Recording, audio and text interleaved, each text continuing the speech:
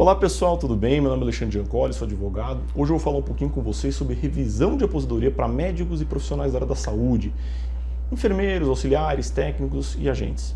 No último vídeo que eu fiz dando 10 exemplos de revisão, eu percebi que muitas dúvidas e muitos comentários eram desses profissionais. Então eu resolvi fazer um vídeo bem específico, dando exemplos de situações que se aplicam para essa categoria. A primeira dica que eu vou dar para todos aqueles que pensam em fazer uma revisão de aposentadoria é obter a cópia do processo administrativo junto ao INSS.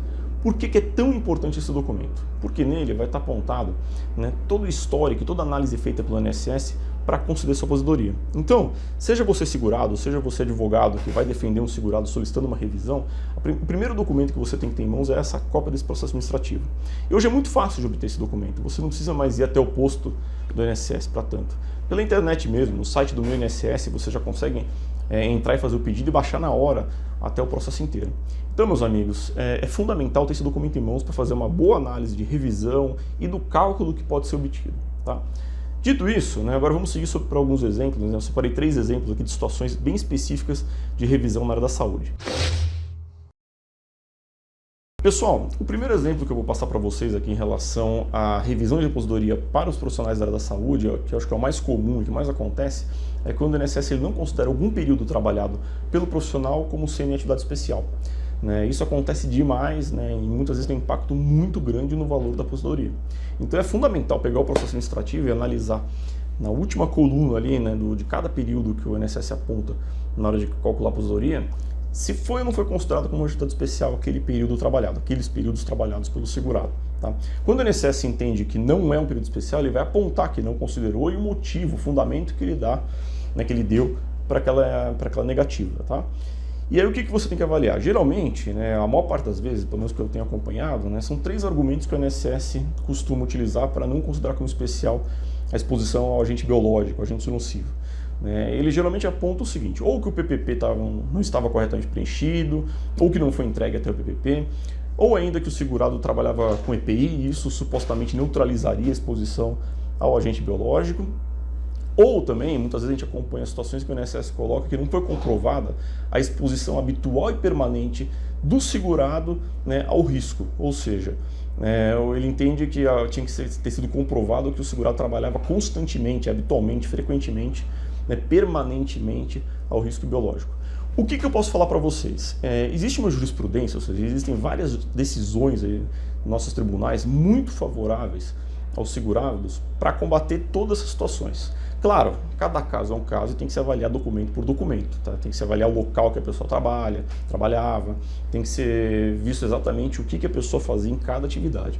Mas existe uma jurisprudência, existem várias jurisprudências muito fortes, por exemplo, entendendo que o EPI não retira o caráter especial da atividade. Isso daí é decisão do STF, isso daí é decisão consolidada na TNU, na Turma Nacional de Uniformização dos Juizados Especiais. Existe jurisprudência muito forte, colocando que o agente biológico ele deve ser medido de forma qualitativa, não quantitativa. A pessoa não precisa comprovar que ela trabalha com exposição permanente, ela precisa provar que ela trabalha exposta ao risco. Isso pode ser feito de várias formas, através de declarações do próprio hospital, por exemplo, se a pessoa trabalha no hospital, do empregador, ou ainda através de uma perícia judicial.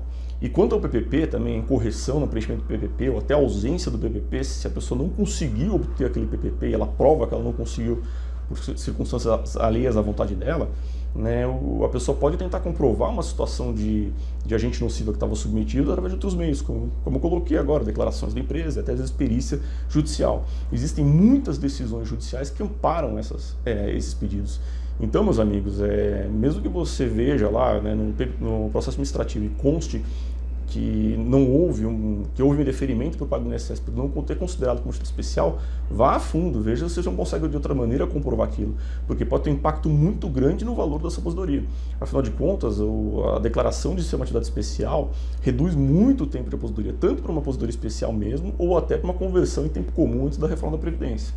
Então, meus amigos, avaliem com muito cuidado, que isso é muito importante e às vezes possibilita uma revisão bem expressiva no benefício do segurado. A segunda situação que eu vou trazer para vocês hoje aqui, eu acho muito aplicável para a área da saúde, que é em relação à revisão por atividades concomitantes.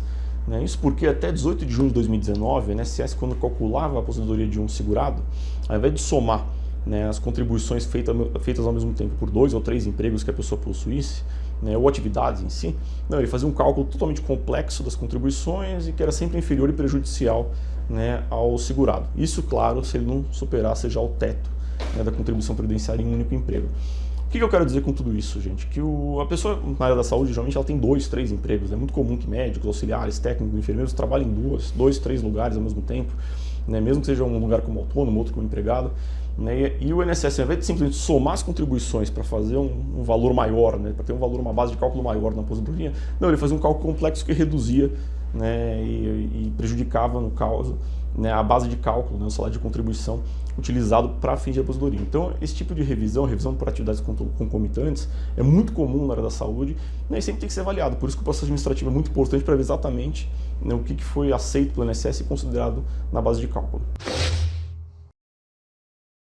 Agora eu vou passar a terceira situação, que também é muito comum e é bem simples, né, de entendimento. Né? Muitas pessoas da área da saúde, não só da área da saúde, mas isso se aplica para muitas atividades, né, o empregador ou algum empregador ao longo da sua carreira profissional não recolheu o INSS, não recolheu a contribuição previdenciária.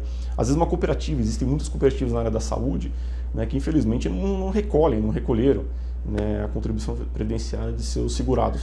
Né? E o segurado não pode ser prejudicado quanto a isso, mas quando ele vai solicitar a aposentadoria, o que acontece? O INSS ele vai utilizar o CNIS, o que está no CNIS são as contribuições feitas.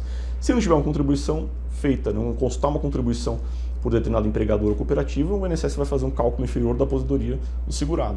Numa situação como essa, o que o aposentado deve fazer?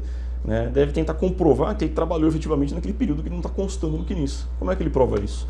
Polerites, carteira de trabalho, extrato de fundo de garantia, né? Enfim, ele tem que juntar documentos, né? Extratos bancários, mostrando esse pagamento do salário ou do demonstrativo de pagamento da cooperativa, mostrar que ele estava trabalhando efetivamente e que ele não pode ser prejudicado se o empregador ou a cooperativa não fez o devido recolhimento. Então, essa é uma situação muito tranquila e muito possível, né, de revisão, né? Basta a pessoa comprovar efetivamente que ele trabalhou. Gente, a última coisa que eu vou falar para vocês aqui é em relação ao prazo. Qual que é o prazo que a gente tem para entrar com pedido de revisão do INSS? São 10 anos contados do pagamento da primeira parcela da aposentadoria. Tá? Tem que tomar cuidado com esse prazo, que é um prazo decadencial.